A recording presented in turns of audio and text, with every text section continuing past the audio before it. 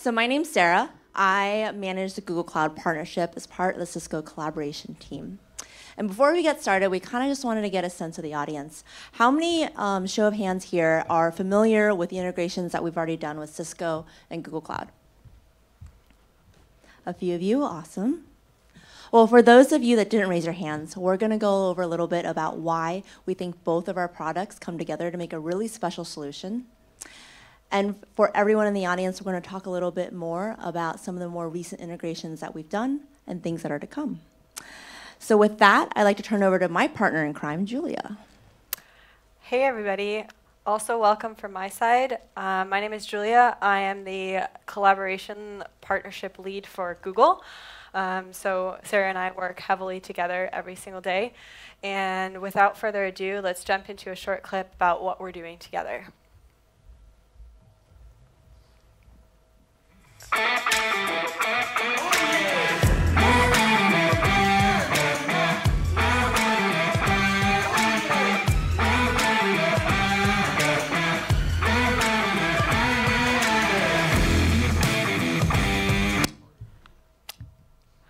Awesome. So we're super excited to spend the next 50 minutes together exploring the future of work with Cisco and Google. We'll dive into what we see as trends across the collaboration and productivity market, as well as explore how we're perfectly positioned to address this market together. And finally, we'll bring our friend Todd on stage to explore how we're bringing technologies together to help not just your knowledge workers, but also your contact center agents. But before we jump in, I wanted to take a step back to consider where this new way of working came from. G Suite was built on the premise that you're able to ship your product, or that Google will never be a traditional company and an ordinary company. We built this cloud-native technology with technology in mind and with the cultural change that is driving innovations to be more productive and innovative.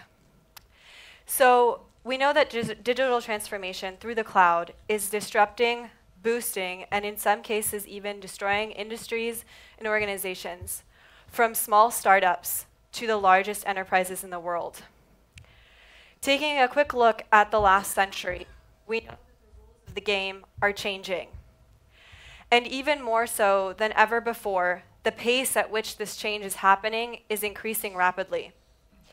If we take a look at how quickly it took for 50 million users to adopt a certain service, in this case the telephone, it took almost about 75 years. More recently, as the cloud is changing our technologies, we're seeing this change happen much more quickly and much more rapidly. Netflix adopted 50 million users within 7 years. It took Twitter only 9 months to get to 50 million users. And in fact, some companies have been able to ship products and services so quickly that they reached 15 million active users within a number of days. Think back to Pokemon Go in July 2017. They got to 50 million active users in just 19 days. So we see that technology is our enabler, and it's changing the way that we work, create, and innovate.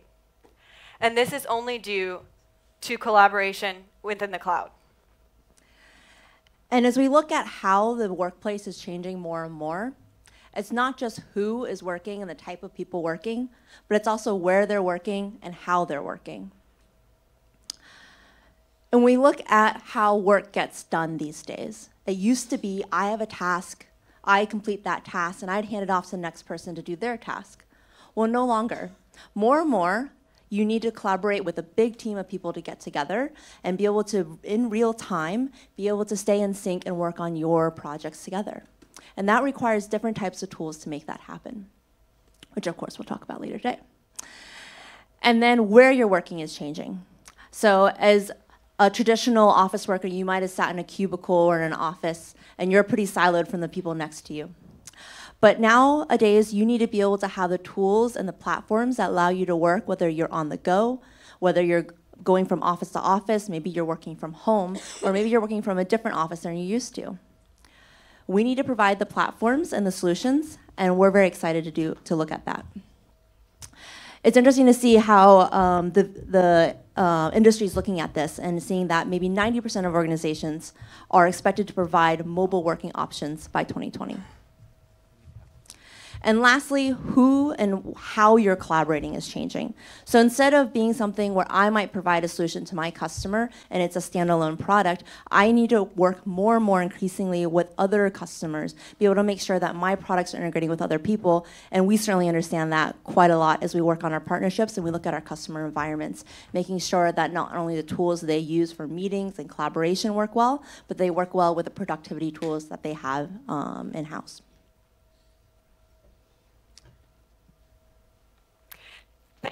For that summary.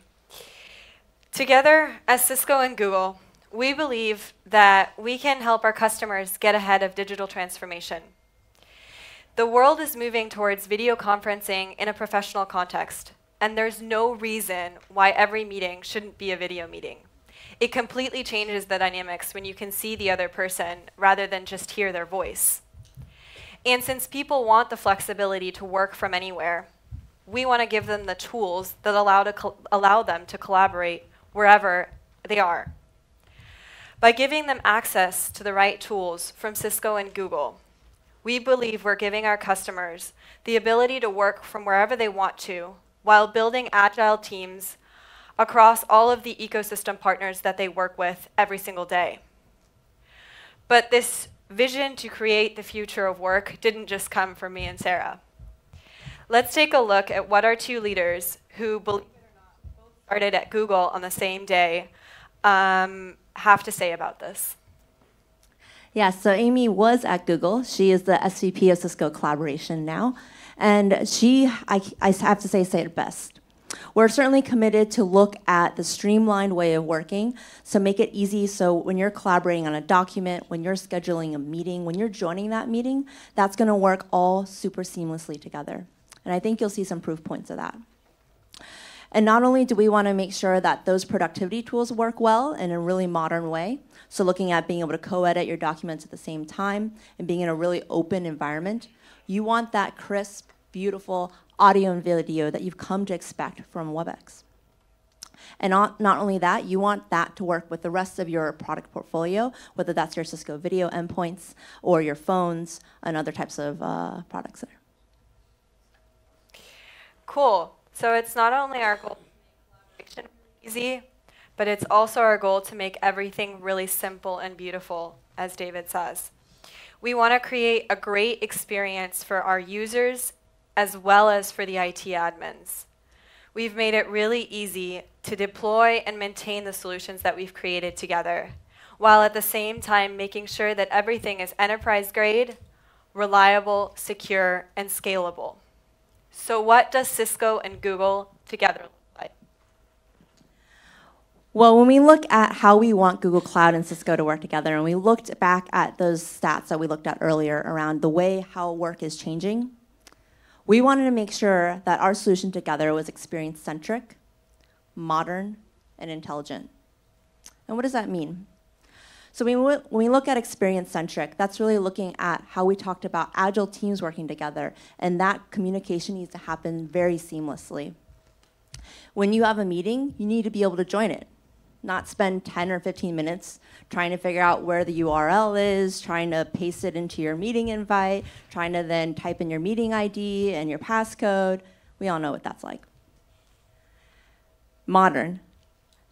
Your tools need to work on the platforms that you have, and it needs to be able to be open and easy not only for the end user to use, but also for IT to deploy and manage. And lastly, intelligent. If you tune into some of the recent announcements that Cisco's made at Enterprise Connect, you know that we really believe and we're at the forefront of cognitive collaboration. So being able to, before you join your meeting, know all about the people that you're working with, maybe a little bit about the news of the company, that's what's been going on recently. Maybe you met with them 3 weeks ago and you had some action items that you need to remember and maybe didn't quite remember to follow up on. Those are the types of tools and experiences that Cisco and Google want to come together to create. Actually, it's really important for us to be focusing on solving pain points that our customers have. As you can probably imagine, as the Cisco Partner Manager, I have a lot of WebEx meetings. Yet, when I joined Google, every time I wanted to create a WebEx meeting, I had to open my Google Keep app, copy my WebEx details, go back into Chrome, search through my open tabs, because of course I have 100 of them open at the same time, find my calendar, and paste those links into my calendar before hitting send to send out the invitation for the meeting that I was setting up. Does that sound familiar to a lot of our customers? It probably does. And that's why the first thing we did working together was make sure that WebEx and Google Calendar work seamlessly together by solving a big customer pain that was actually the #1 feature request for Google Calendar. So I'm going to ask Sarah to take a little bit of a closer look at what we're doing here.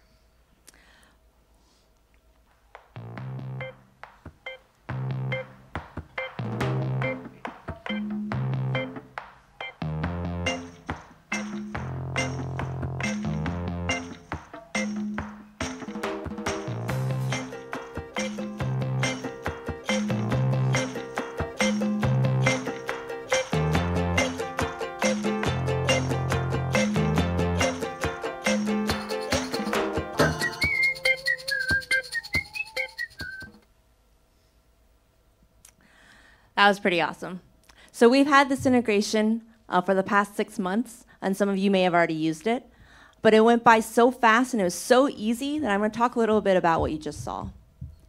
Right from Google Calendar, the ability to use that drop-down to add your WebEx meeting, and even add your personal room if you wanted to. This means that no matter what device I'm on, I might join and create this meeting from my laptop, from a web browser, or from my mobile application. And not only is it easy for an end user to use, but we also made it super easy for that to get configured. Is this something that an end user needs to then go and set up? We need to tell them how to set this up. They need to download something, go through some configurations? No. An end user actually has to do nothing to make this work. As an admin, you go in and you would, with a very few simple steps, configure your WebEx and your Google Calendar to work together. And as soon as you do that, that gets deployed for your entire organization. And it just shows up in the drop-down like magic. Not only that, but if you do have Cisco video endpoints in your conference rooms, then with Calendar Hybrid Services, it's possible now such that when you walk into that conference room to join that meeting, that button is right there, and you can click on that meeting and join that meeting straight away, even though it's scheduled in Google Calendar. So I think this has been a pretty popular feature so far. Hello, Julia, getting mic'd up. Absolutely. It's been a pretty popular feature. In fact, because we created this plugin with the user and the IT admins in mind, it's become one of our most successful integrations on the G Suite marketplace. Over the course of the last 6 months, the Calendar and WebEx integration has over 1.5 million users. So we know that's pretty awesome, and we're really excited to see so many customers using these integrations. But we knew that we couldn't stop there. So Sarah is going to tell us a little bit more about what we decided to do from an enterprise feature functionality within the new Google G Suite add-ons framework. Exactly. So we got a lot of really positive feedback on how this calendar integration works, since it's so easy to use and deploy. But we also had some customers that were looking for a few more enterprise options, and we heard them. So we're excited to announce that later in the summer, we'll be adding more functionality to this integration. So you'll see in the screenshot on the right the ability to add more meeting options. So let's say I know when I schedule this meeting that I'm coming from something else and I might be late, but I'm the host. So I can choose to make it open such that anyone can join that meeting whenever they want. Or let's say I want to be specific and I want Julia to be the alternative host. Well, I can set that in that UI directly from Calendar and make her the alternative host. Some of the other options is I can be able to change my audio options. So whether a toll number or a toll-free number shows up, I can set an alternative audio conferencing bridge. And also, if I've got different templates, whether this is an internal meeting, this is an external meeting, or an event center meeting, then I can go in and choose those templates directly from this add-on. But instead of cluttering the user interface, that still easy drop-down still works, as you saw earlier. But now, when you click on the WebEx logo, then this brings up a side panel that shows these meeting options. And this is enabled with the new Google Add-ons framework, which Google is actually talking and announcing later today in their breakout session. So be sure to stay tuned for that.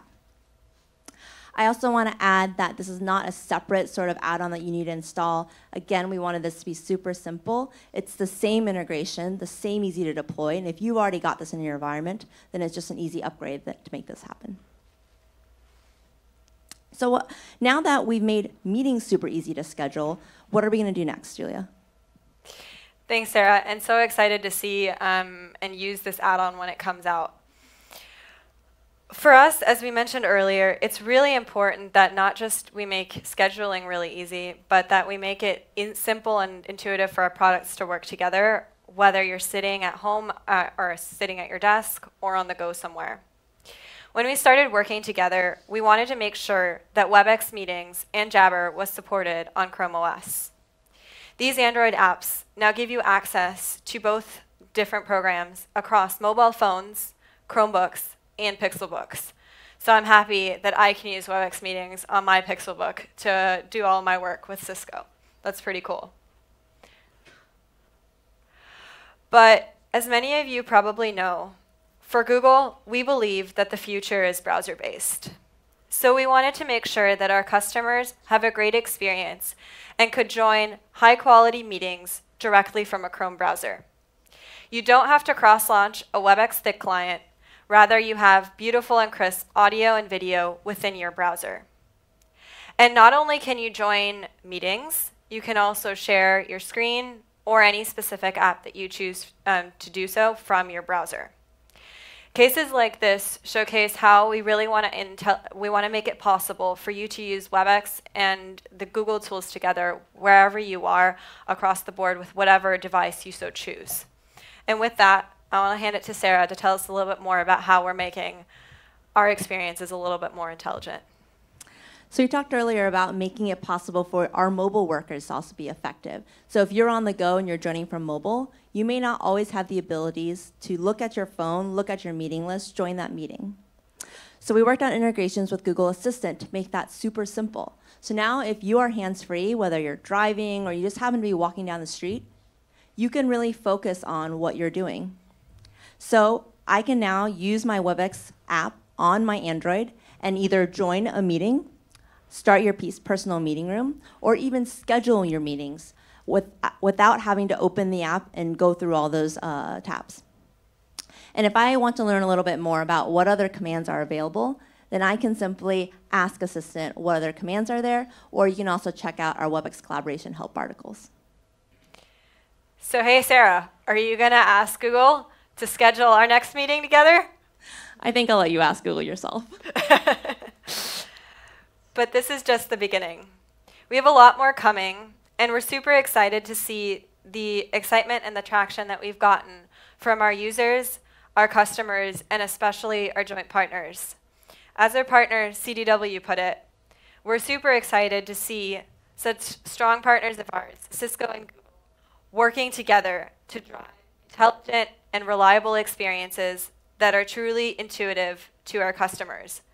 So check out everything that is to come to be prepared for everything that is to come. And I think with that, well, not only do we want to make sure our experiences and our work was super simple and easy for our customers, but we wanted to make sure we were working on integrations that made it easier for our customer's customer. So we took a look at customer care. And with that, I'd like to invite Todd Famous, Senior Director of Product Management for our Cisco Customer Journeys platform. It was my first time at Google Next, and we introduced and discussed our intention to work with Google on AI capabilities for the contact center. So what I'd like to do is give you an update on where we are with that and talk a little bit about what's next for us in terms of contact center and AI technology. So as Sarah said, my name is Tod Famous. I lead the product team, so we're responsible for the roadmap and strategy for the Cisco contact center products.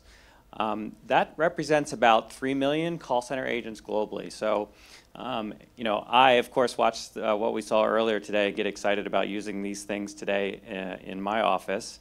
I'm sure many of you are not call center agents, but there are about 15 to 20 million call center agents in the world who are the people that you deal with when you want to purchase something or when you call for customer support.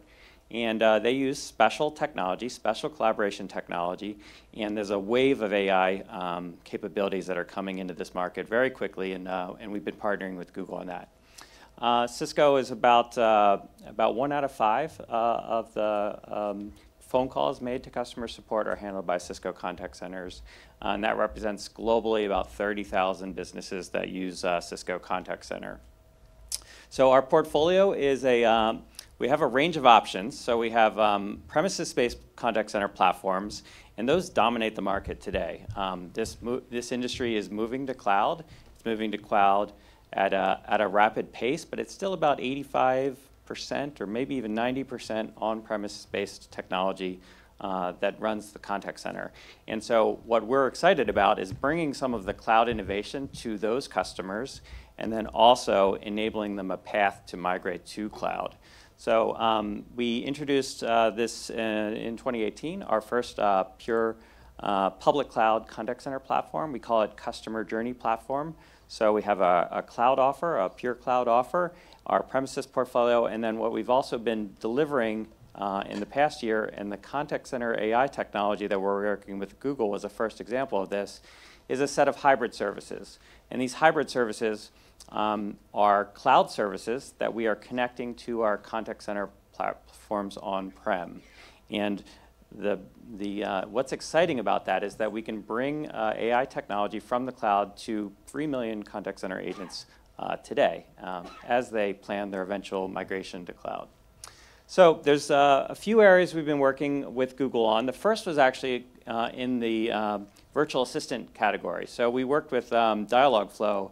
Actually, we started that work in 2017 and introduced a chatbot framework inside of our product that allows you to bring a Dialogflow chatbot into the contact center experience. One of the things that we believe is critical in terms of deploying chatbots is that your customers who interact with those bots, if they potentially escalate to a person later in that conversation, that they do that in a seamless way. So in other words, if you're a business and you have your customers using bots for self-service and they reach a point where they need additional assistance from a person, we don't want them to start over again. So one of the things that we've implemented in our framework is where you can use a Dialogflow chatbot service, and as you escalate to a contact center agent, we carry the context, and it looks like one continuous conversation to the customer, and they seamlessly transition from a bot to a person. So this is part of what we describe as rewarding customers who choose self-service first, and it's a critical part of making self-service successful. So that was one of the first things that we did with Google. Again, started that back in 2017. I'm going to jump to the bottom here because this is related. This is something that we've been doing in the past year, and our customers actually started driving this, which is bringing Dialogflow to our IVR platform. So we have a component in our portfolio called Customer Voice Portal. It's an IVR. It's actually the market-leading IVR. We have about 40% of the global IVR market. That's interactive voice response. So if you call a business and press 1, press 2, or say 1, or speak, those are IVR systems. And so we have a platform called CVP, a Customer Voice Portal, and we've integrated it. Our customers actually started doing this, integrating it to Dialogflow, where they could connect the traditional IVR to a back-end cloud-based dialogue service. And in fact, you can actually use a combination of speech recognition suppliers or use Google Speech Recognition and intent analysis and then dialogue management from the cloud. And you can do that with CVP today. One of the things that we're building in our next release of our portfolio is a tighter coupling to make that integration easier to do. So a lot of the focus there in terms of voice self-service and Dialogflow for us is making that integration easy. The thing that we introduced last year at Next, and I want to give you an update on it today, is a feature we call Cisco Answers. And this is powered by the Contact Center AI Agent Assist feature from Google. And it's a knowledge-based searching service that performs knowledge article searching automatically during conversations between customers and agents. I'm going to give you an example. This is one of our customers. And Sopros Steria, which is it's a company based in France. They're a technical support and digital transformation company. They do about $4 billion annually in revenue. And so it's one of the common use cases they have is technical support. So they're offering technical support services.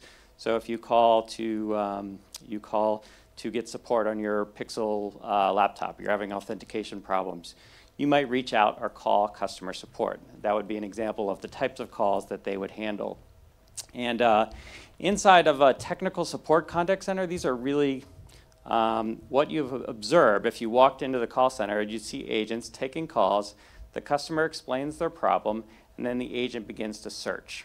So they type a Google Pixel authentication problem. So they type that in through a search, generally some sort of search interface, and they get a list of articles about that, and they scan those articles and start troubleshooting with the customer the problem that the customer is having. So what we're doing with Cisco Answers is that search process is eliminated from the flow. So basically the customer reaches the call center agent, the customer says, verbalizes, I'm having problems with authentication on my Google Pixel laptop, and without the agent typing anything, up pops on the screen knowledge articles about that particular topic. So the technology involved here is actually several layers of technology. One is we are forking the audio streams from the Cisco Contact Center platform to the Google Cloud. We are executing speech recognition on those conversations, transcribing, so turning them into text, then doing intent mapping to figure out what the conversation is about, and then searching an index of knowledge articles, selecting a knowledge article, and then presenting that knowledge article through the Cisco desktop to the call center agent. There's also a voting process where the agent can give feedback that those article suggestions are correct or not, so there's a machine learning component to this type of solution as well. So we have this running in the booth in the demo, a demo running in the booth. You can come down to the Cisco booth and you can see this operating. And so what we're really excited about here is the possibility of improving customer care, so making customer service happen faster and more effectively, and using AI technology. There's a lot more that's coming in AI. We're going to keep working on the conversational capability as well, and you'll see other AI innovations from Cisco and Google over the next year. So with that, I'm going to wrap it up, and I think Sarah's going to close it up, and then we're also going to have some time for some questions as well. Sarah. Thanks, Todd. So we spent some time with you talking today about how work is changing. We're looking at agile teams now, being able to work anywhere, and also being able to collaborate not only internally within your teams, but externally.